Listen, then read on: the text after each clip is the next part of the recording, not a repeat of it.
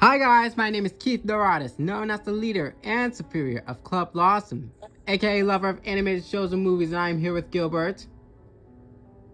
Sheep, sheep, sheep, it's time for sleep. And Colby. We're going back to the first Thanksgiving to get turkeys off the menu. Oh yeah, I remember that Free Birds movie. It all of a sudden became a meme. Oh wait, as a Hey, kid, how shall we address it? I don't know anymore. I mean, like I've just got word that today was the 9th year anniversary of that movie. So first things first, So, how are we doing this that was lovely perfect. Tuesday afternoon? Well, first off, as you just mentioned there, as this recording is the anniversary of Freebird of a ridiculous turkey movie, which it's not a good movie. Okay, I'm just gonna say it's not a good movie. Yet somehow maybe some people think it's so bad it's good, or maybe they're seeing something I don't. It's just like it's been so popularized, been memed a lot, and I don't know, but it is always fun when that people are celebrating the anniversary of this movie. Since we are in November, we should just get to today's topic, which is Dead and Paranormal Park Season 2, because Season 2, it was a good one.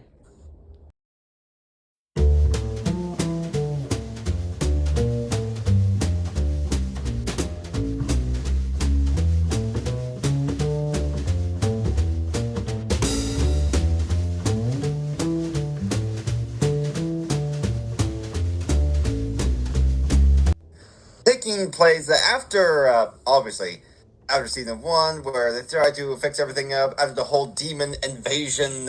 Barney, Norma, Courtney, and Pugsley became official demon hunters, making sure no creepy crawlies are hanging around in the park. And Pugsley, of course, does not have his powers anymore. Though he can still talk. I mean, yeah, he can talk. That's pretty special. But you'd see that on Scooby Doo. But as promised in the season, we've also managed to meet some angels. This is kind of like a spoiler territory here. This is a spoiler warning. If you haven't watched Season 2, do not watch the rest of the video. You have to watch Season 2 because it was a good one. Barney, Norma, Pugsley, and Courtney are official demon hunters, and then eventually they meet an angel named Fingers, who tells them that they need to prepare for an upcoming war between the angels and the demons. And knowing that Pugsley was the one who was possessed by Tamalukas in the previous season, he decided to teach Pugsley the ways of magic, to strengthen it, because he's got it deep inside him. I guess you're right, Key. That voice is pretty magical after all. At least a bit of it. Yeah. As season went on, Barney is trying to define his relationship with his new boyfriend, Logs, while Norma is trying to confess to her crush, Badya, who turns out to be straight. Yeah, and it was confirmed later that Norma is officially a bisexual woman. Norma, left the park on her own, which we get the return of Pauline Phoenix as like Pauline. Yes, thank you. Pauline comes back and tries to take a possession of Norma's mom, but with everything working out, building a little mini park for Pauline so she can have a little place to settle until her time passes, or until she settles things. Pugsley, he's learning more magic to the point where it's all part of the Angel's plan to use him to turn him into the Watcher. And throughout the show, we keep seeing the Watcher everywhere as a mysterious figure who works for Heaven. And a weird paradox, the Watcher is Pugsley. yeah, I was jaw dropped to realize that Watcher was actually new Pugsley from the future. Like my jaw literally dropped on the floor. With Barney reminding Pugsley who he really is. Pugsley, though, he is not the Watcher. He is Pugsley. He is his own person. His magic belongs to him. And managed to convince the Watcher, with both the powers combined, they beaten back Fingers and Heaven and closed off the elevator. Fortunately, Pugsley dies. From this, Barney is well, it almost seems like Barney is moving in with Logs, or at least that's what implied in the end of the season. Yeah, that would make me question, like, where's And Barney going? I didn't know he would be moving in Fox. Norma goes to the demon realm, meets up with Tamalukas and his sister and their mother, and wants to wage war with heaven. And I we mean, also saw in I'll the admit this. ending of, like, we heard Perky's voice from his perspective in the end. Does it imply whether he's still alive or not? But Yes, it at was the a end of the one, we hear Pugsley, and I'm hoping to God, one of my friends is actually hoping that it's a Kid Cosmic scenario where Hamesh managed to get most stuff as he could before the cycle ended. So hoping to God that he managed to get the show done. Like I said, it's a pretty good season, a better one in comparison to the first. We see a lot. The characters are are funnier. But then we also take some serious tones of relationships. like for one, throughout the whole season 2, I literally started like Barney and Locke's relationship, and then season 2, when it comes to Norma, wow. What I've noticed in Norma's character in season 2 is she is a lot more confident than the first one. Because she was when Fingers came to, she's like a gigantic hand, and Norma tried to give him a high five. First season, Norma will probably never do that, let alone try to give him an elbow. Yeah, this just shows how much she truly changed a lot, like contrasting her from season 1 through season 2. And not to mention, I am only able to read the first book, The Watcher's Test, which is what season 1 was mainly based off of, and I guess parts of season 2. At the moment, I'm unable to read the second book, but Hamash did confirm that the books will be re-released along with the third book. Like, will it be released, like, did he said somewhere around October or November? Because I'm confused, like, did he at least give us a specific I think it was next year that he said it's gonna come out. What pages I can see from season 2 is I think what they actually kept in season 2, Norma confessing her feelings to Badya. Now, Keith, I saw you were trying to say you were thinking, oh wait, is it gonna be a thing? Is Norma and Badya gonna be together? And I didn't have the heart to tell you that no, it was not the case in the book. Okay, because you did tweeted about the book, that how they kept the scene of Norma like confessing her love only to find out that Badya was straight in the book. But that's quite a twist, really. It's like watching Kipo, and Kipo, she has a tiny crush on Benson, and Benson said like, I'm gay. You usually hear that. How often do you hear a character saying, I'm straight, like confessing that you're straight? I think that might be the first time to someone say, oh, I'm straight.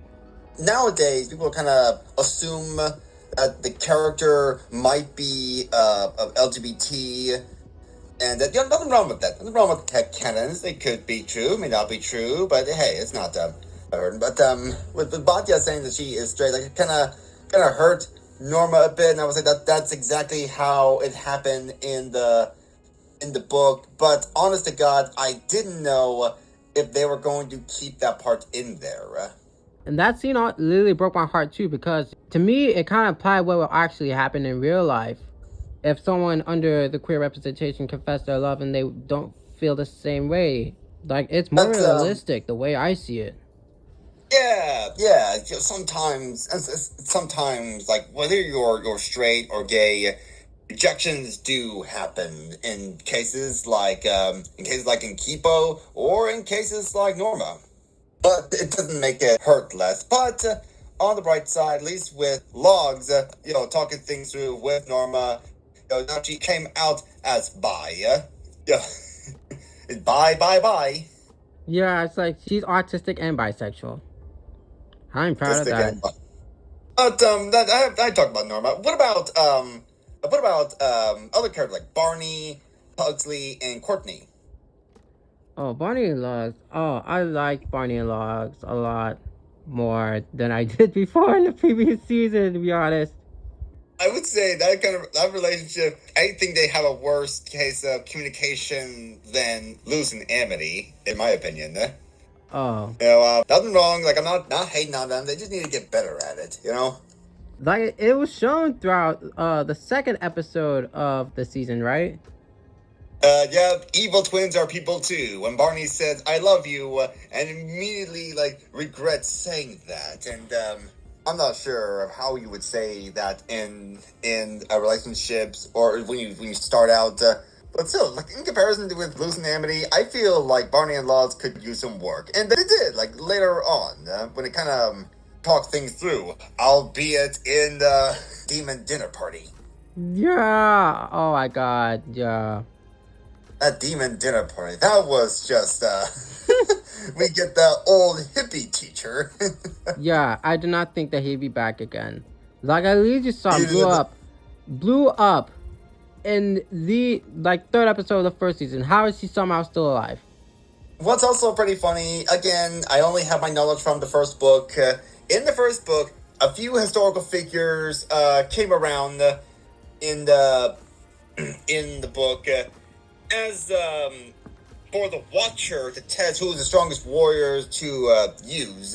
In that episode, when they have William Shakespeare, I'm not sure if that's a callback to the book, but it was pretty funny seeing Shakespeare so, what's the right word?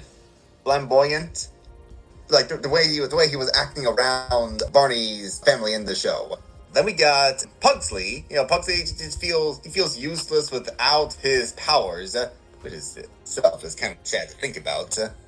Yeah, I did not think that Pugsley would even play a bigger role this season when it comes to the second season being called Broken Halo, because the second book is called Broken Halo. So I did not think Pugsley the Broken Halo, which I guess in this case would be Courtney, since it is confirmed that she is a fallen angel with a broken halo. And I guess heaven is under new management because they'll even take in fallen angels to work for them, defining people's fate.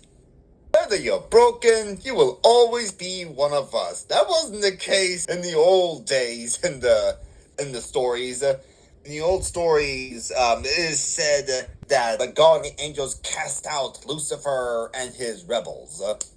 I guess there must be a new management or something, because now said rebels are now working with them, albeit not in a very flattering position.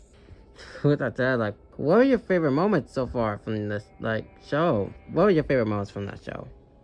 I did love the beginning with Pauline when she was recording her will and she listed all her enemies who might have done her in. Those who cross me, watch your back.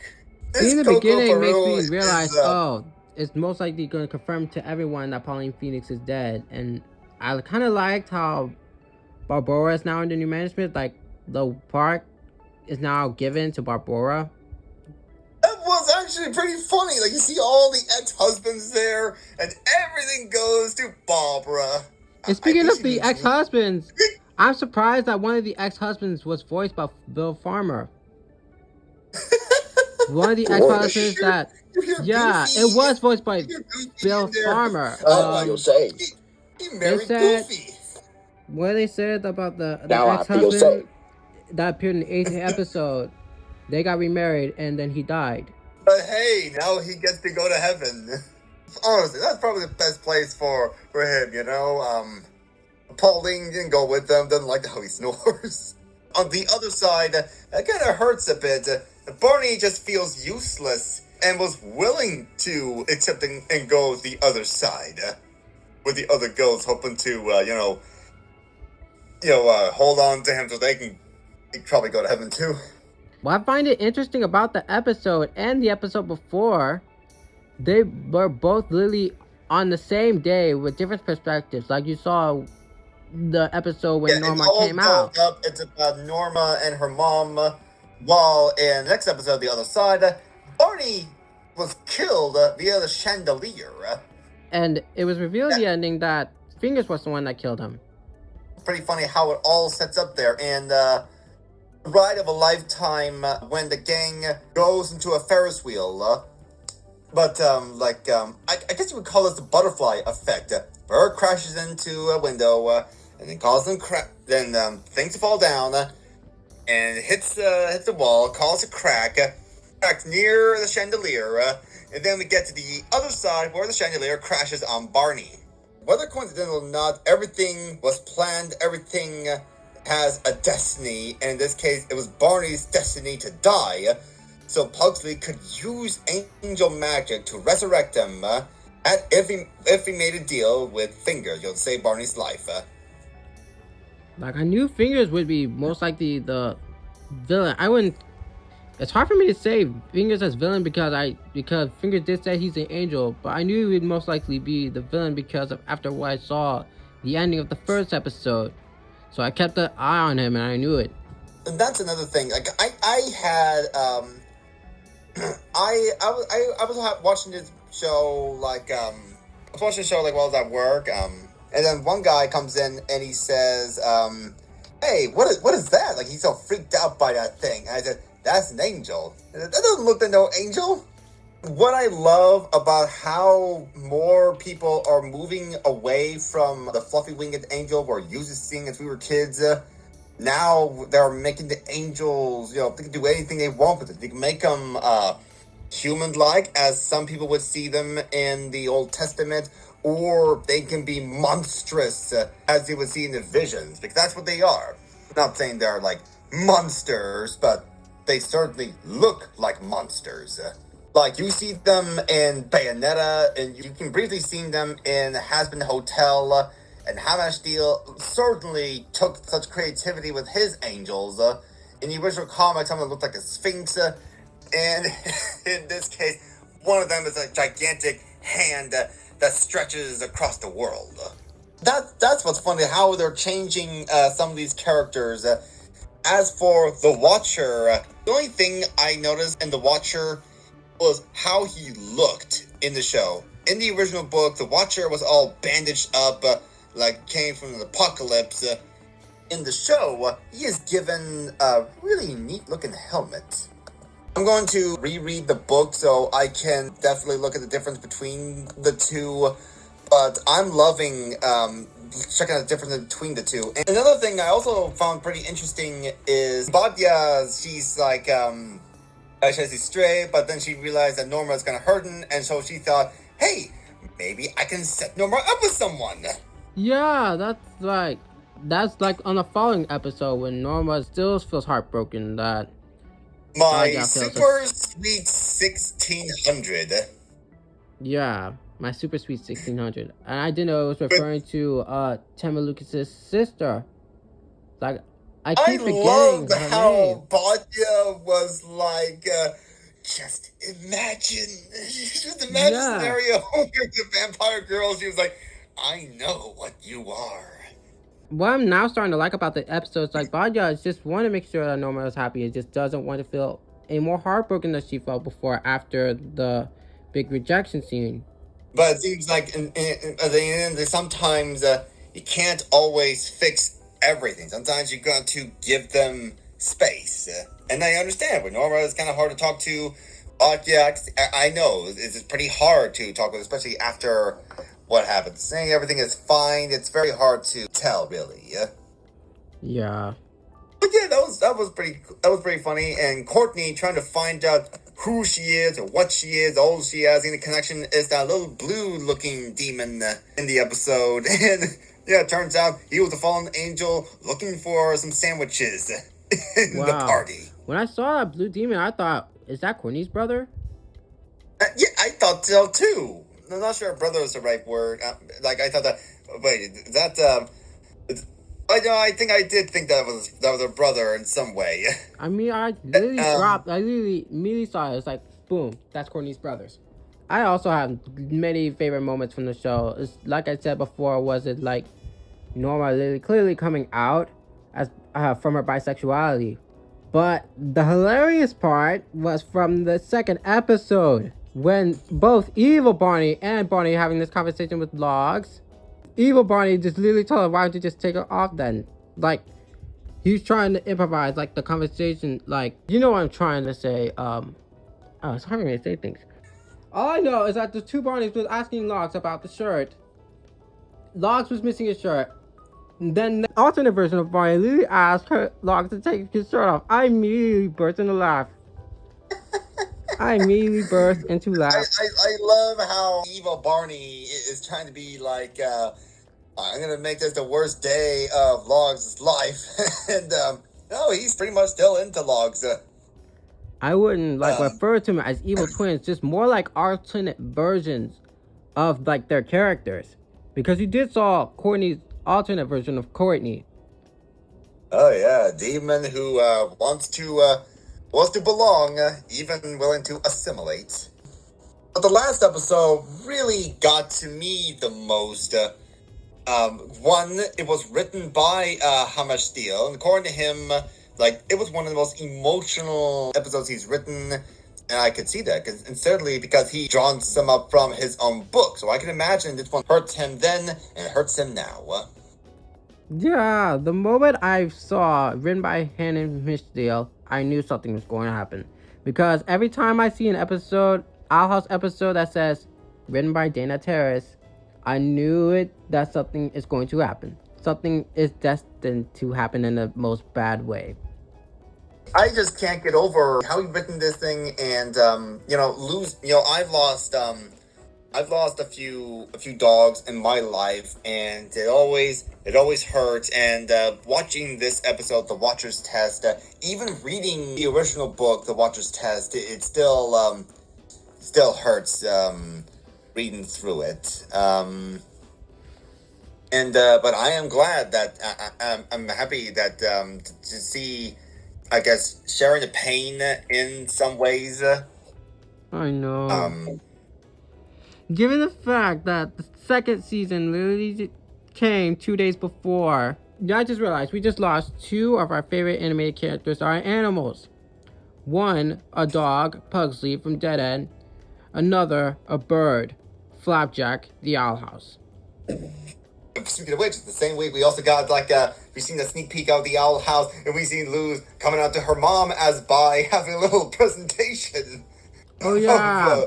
So two people and coming now, out with Dead End, we see Norma coming out as Bi to her mom, and her mom so happy that she is opening up to her.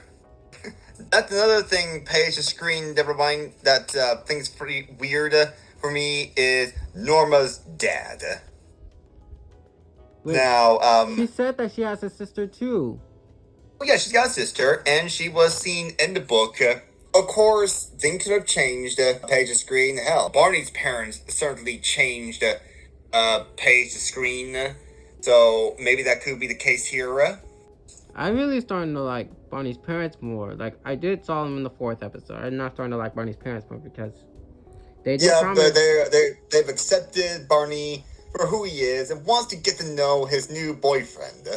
That was like my favorite episode because all Barney wanted was to just have one like regular normal like date or just get together without no demon creatures. But we're in Dead End Paranormal Park. Anything can happen in that show. I mean, Locke said himself he's been working on this job before Barney came. And since it is based off of book 2, of course we have the demon Osmodeus in there as a wrestler. They said it was Temu Lucas's cousin, and when I said that Temu Lucas might make a cameo, I was right. He did make a cameo. He did make a cameo. But what's also pretty funny is like in the original stories, like old stories, like in lores, it is said that Asmodeus was the demon of lust. I think someone said that, ain't no way that guy can be. Look at him. And it's like, what? I'm thinking to myself, what? You don't think like off burly dudes can't like be a form of temptation?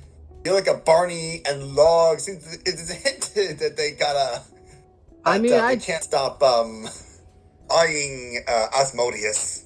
I mean, some of that part is true. I mean, there was a scene like when Asmodeus and Barney became like the closest, bestest friends with Logs, just being jealous. I mean, how could he not?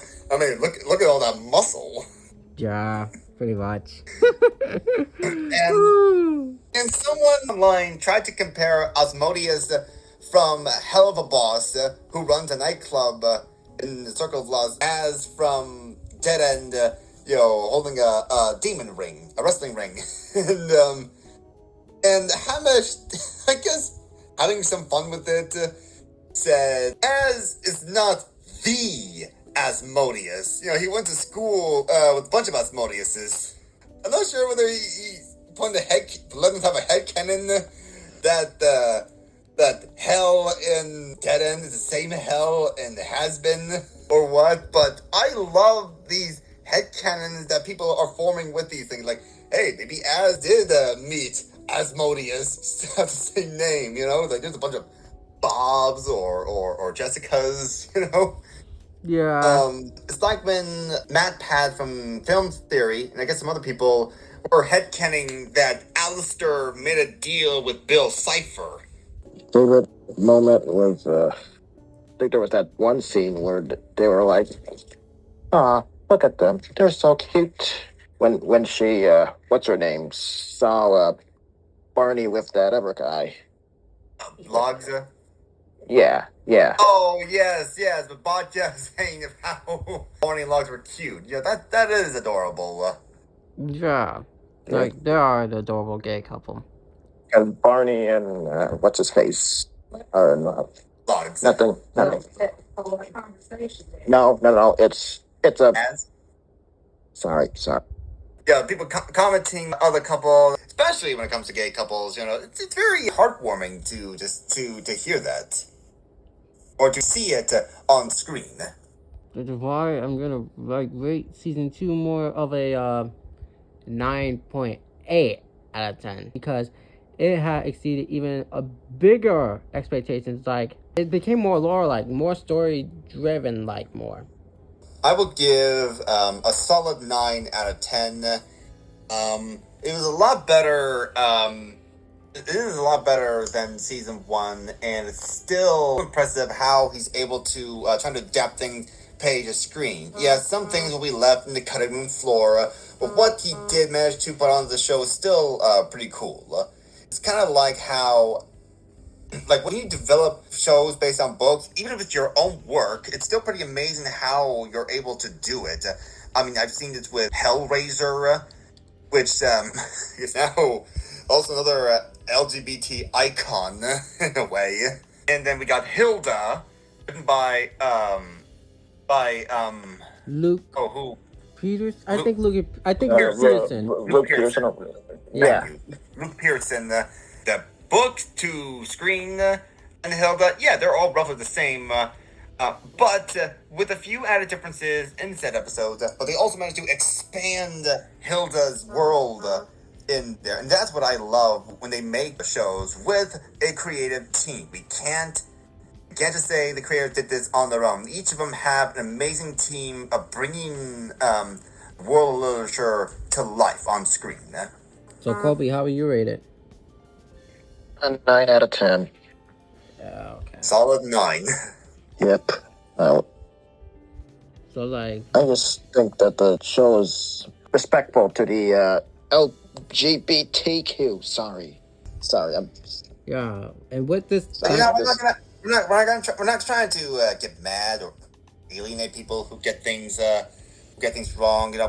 We are all learning to more open to it and learn more from them. And that's what some of these shows are trying to show. It's like, it's okay to be gay, to be bi, to be trans. Be a trans. To be non-binary, yes. To be non-binary. It is okay to be any of these things. This is just who you are, and we need to be more accepting to it. That said, I'm rambling, but I hope I made my point across. And if there are any people in the LGBT community out there listening on this, please, correct me if I am wrong on any of this stuff. But that said, what can you expect from the third book? I mean, the third book hasn't been out yet, but if it comes out along with the third season, what can you expect from that third season? Well, if there is going to be a third season, I mean, this would be kind of weird. Like if hypothetically, if there was going to be a third season, it would be kind of weird. It's going to go alongside with book 3, and I'm not sure if it was going to go alongside with what book 3 has to say, and still some changes. Like if you're going to work on the show and the book at the same time, it will be quite something. What to expect? It's very hard for me what to expect. So I have not read the second book yet, so I really couldn't tell you what I want to say. So I guess I'll just say what Norma wants is like to wage war against heaven, and of course the Sphinx Angel, as we seen in the last episode, like yeah, Finger is gone, but he still has the other hand. My expectation most likely could be if the future prediction that the Watcher showed them actually might come true. Because, like you said, Norma's going to wage war because of what happened to Pugsley. The war would most likely have a bigger effect on the park. And that's what I might be scared of when it comes to the third season. An underrated show on Netflix that we're all hoping will get a third season to conclude its story. And we all anticipate Steele's next book of Denon, as well as his future project. And he said he's gonna have some more comic ideas after he finishes Dead Idea. With that said, thank you all for being in another LASM podcast with me.